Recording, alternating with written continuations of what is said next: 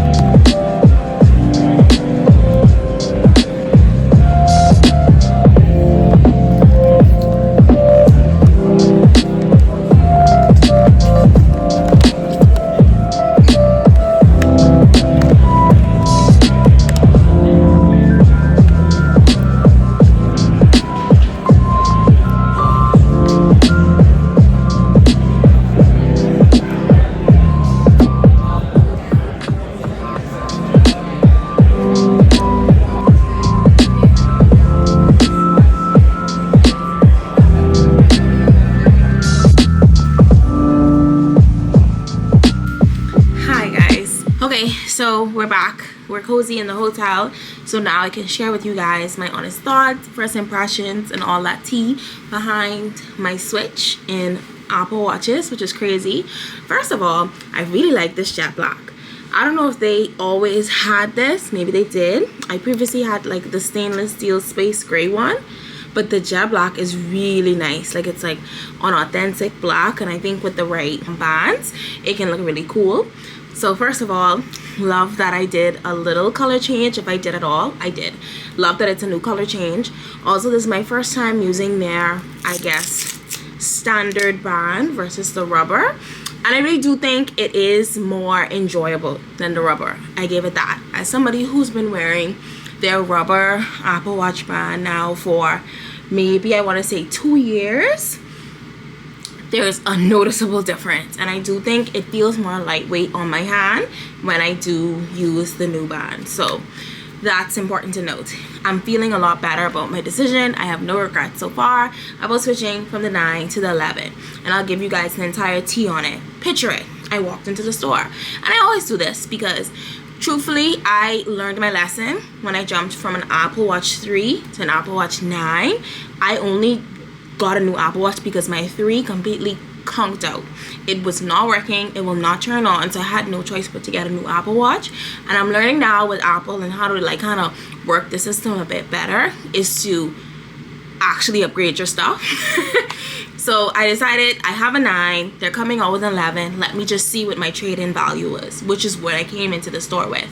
Bear in mind, it is launch day, so I was hoping for the best bang for my buck, which was $130 that Apple would give me if I trade in my 9 right now for 11. So after deliberating, the watch came out again at $399. Bear in mind, I feel like the watch always is about $349 or $399. Maybe they're not changing the price point as much in the Apple Watches, but I think to be able to say I can get $130 back by just giving them my Series 9, and the guy was nice enough to let me keep the Nike sports band that I love so much. So I got to keep my band. All I had to do was switch out my interface of my watch. I thought it was a no-brainer decision. Also, he was informing me about this Apple Care 1.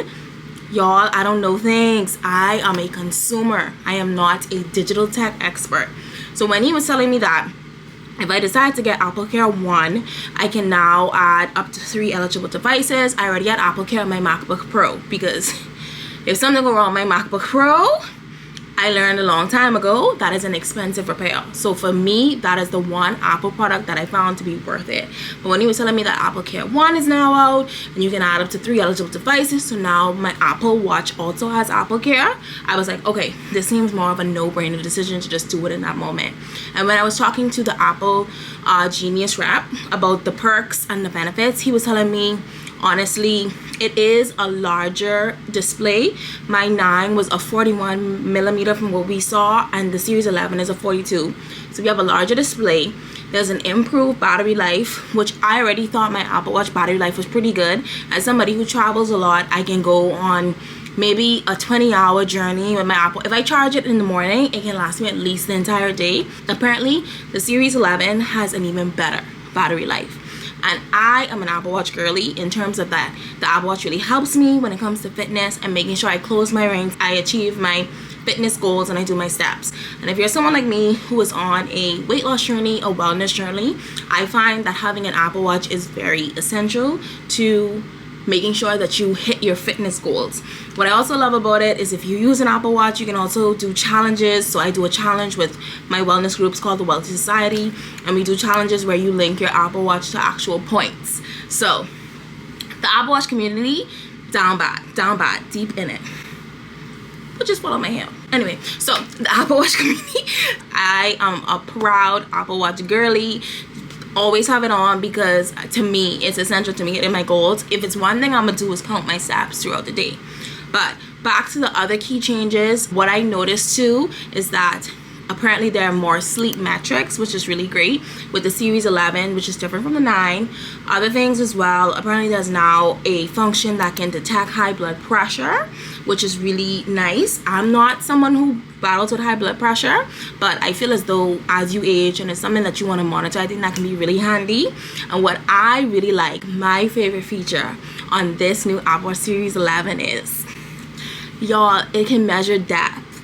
So imagine, I'm a Bahamian. We go swimming, we go diving all the time. I was just in Thunderball Grotto in Exuma. Now you can measure how deep you're going when you travel with your Apple Watch under the water, like under the sea. Like, how cool is that? Like, what? So when I learned about the new perks and pros, I think ultimately it was worth it. And I think learning from my mistakes in the past, if you are a big Apple Watch user like me, just like maybe after every 2 or 3 years, just go in there, assess, and see if you can get the best bang for your buck. Don't be like me and only get maybe $20 or recycle for free on your Apple Watch, because even though the processor didn't change, I think they did like some slight tweaks that can make it a little bit better. Oh, one of the biggest things that I wanted to point out that I forgot to tell you guys was that basically I have an iPhone 15 Pro Max, and you have to update to iOS 26 in order for the iPhone Series 11 to work.